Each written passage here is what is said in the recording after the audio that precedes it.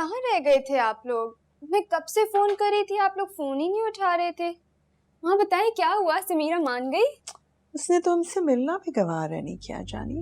और वो महमूद भाई, वो तो नमाज ही पढ़ते रहे बस।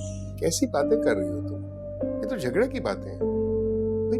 ठीक है, वी अंडरस्टैंड, उस बच्ची के अपने इश्यूज हैं कुछ। अगर वो नहीं मिली तो कौन सी आफत आ गई? कम ऑन आरिस, नहीं किया ना गवारा, कन्फेस इट प्लीज।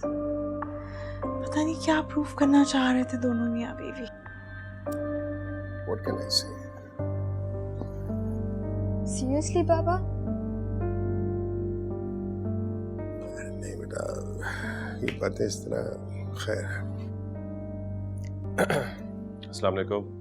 वालेकुम सलाम। वालेकुम सलाम बेटा। आ जाए जानी, अब डिनर कर लें। भूख नहीं मुझे। Why do you look so miserable, बेटा?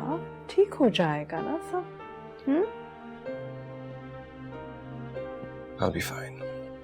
देखो बेटा, आज वर्दा की बात पक्की हो गई है। इंशाल्लाह समीरा की बात भी बहुत जल्द हो जाएगी। Don't worry, we'll solve this issue.